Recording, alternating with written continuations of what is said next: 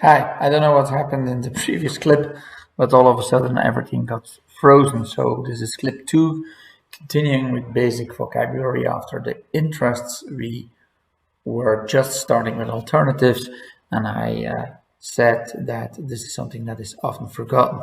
Indeed, when you negotiate, you're often uh, attracted to the dynamic of the negotiation as if it were a magnet, and you may forget that there are alternatives to making the deal in case.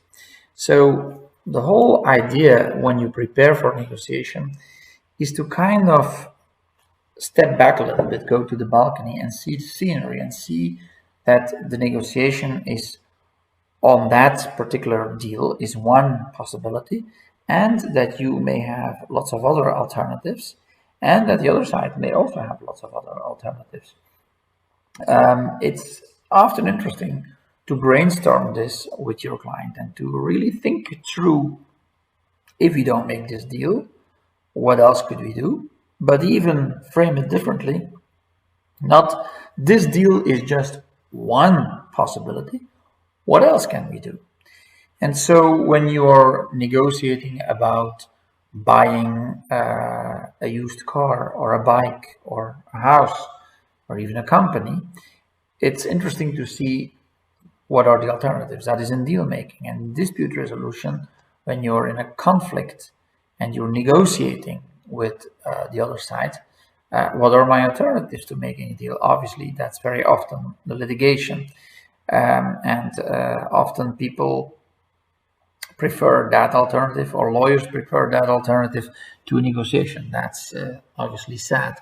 Yet, what is important is to, in your preparation, always brainstorm about alternatives.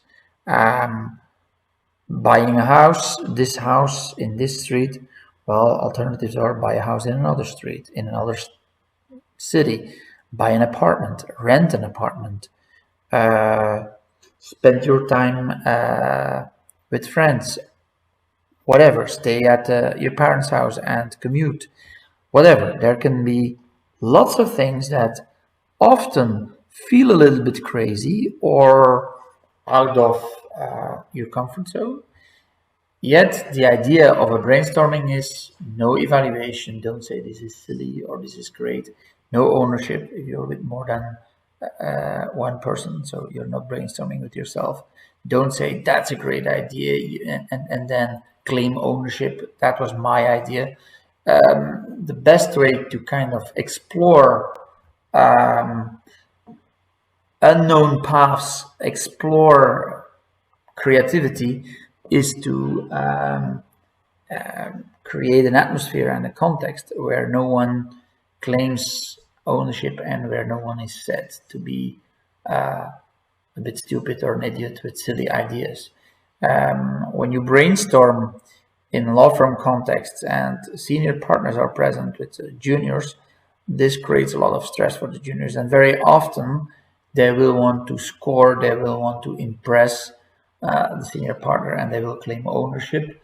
And very often the senior partner will evaluate ideas, and so that's a good recipe to have a very unproductive brainstorming. Back to the alternatives, it's so key because if you really take time to think about alternatives, it may happen that the client says, I like that better, and that your negotiation becomes the alternative into the negotiation of what previously was an alternative. So this is a very dynamic process. It's fluid, it's flexible, and you need a flexible and creative mind.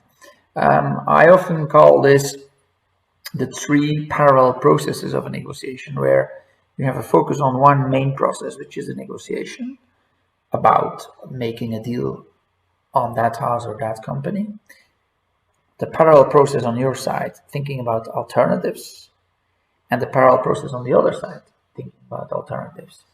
And to understand what could be alternatives from the other side, you need empathy. You need to try to see the world through their eyes. And for that, I used, sometimes you cannot always do that, but I've done it a couple of times. We get a new big case, and I ask one of the seniors or mid-level people to have a look at it and to give me a memo where he or she lists all the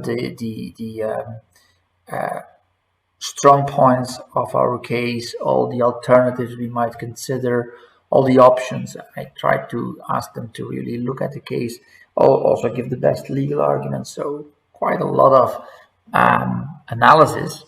And then you set a deadline like next week or so, and then when you get the memo, then I say, well, okay, that's great, and now we will prepare for our client. So what I call this is reverse preparation. And if someone who doesn't know that the side you're preparing for is not the client, you will see you may get a lot of interesting perspectives. We have this bias. It's a party bias.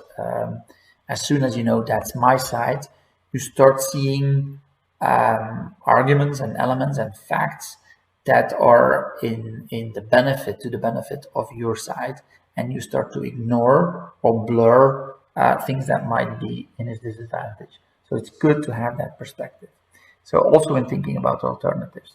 So a definition of an alternative it's something you can go to if you don't make a deal in this case. So if you say, I'm buying this red car, 4 years old, Golf, Volkswagen Golf GTI, nice little cars. And I'm looking at alternatives. One alternative is a green Peugeot 305. Could also be an alternative to buy a motorcycle or a train subscription or an electric bike, whatever. You have a list of alternatives. So it means that if I don't buy that red Volkswagen Golf, I can go to my alternative and buy that bike or whatever. So that's an important thing. It gives you some perspective. It makes the negotiation not choking you up like this is the only thing you can do. And then out of the list of alternatives, you should find what is my best alternative, the BATNA, the best alternative to a negotiated agreement. And this is very important that you know. For me, if I cannot buy that Volkswagen Golf, then the BATNA I would go to would be the green Peugeot or the motorcycle. The definition, or the decision rather, of what is your BATNA is very much linked to your interests, what is important to you. And your interests, that's something that you decide. You need to make this internal analysis and know what is really important to me. What do I really need, want, desire?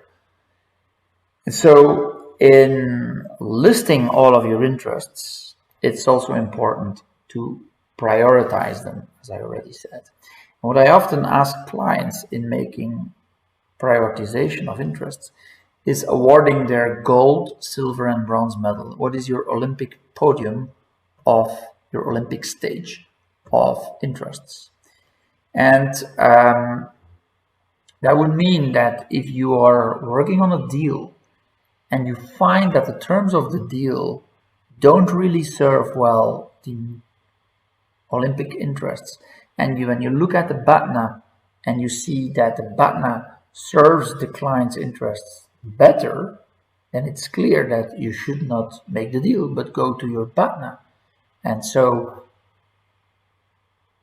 as I said, a measure for success of a negotiation is that it satisfies your Olympic interests or your client's Olympic interest in the best possible way. And that's the striving for what we call the Pareto optimum. Try to maximize the satisfaction of client interests, and you will never get there. The Pareto optimum is something to strive or to aim at, but you will never really reach it. Here we are more dealing with the minimum level, in that sense that if you make the deal, you should make sure it's better serving your interest than your BATNA. If you make a deal that is serving your interest worse than your BATNA, then you have been drawn into the negotiation magnet, making a decision that makes you worse off. So the interests can help you in trying to, let me try to make a deal, and then you need creativity and out of the box thinking and value creation to try to find options that may satisfy your top interest the best possible way. That's trying to reach for the moon but never getting there. On the other side, in the more realistic context, at least making a deal should and does require that the deal serves your interest better than the BATNA. And so that is a very, very important analysis to be made while you prepare for a negotiation.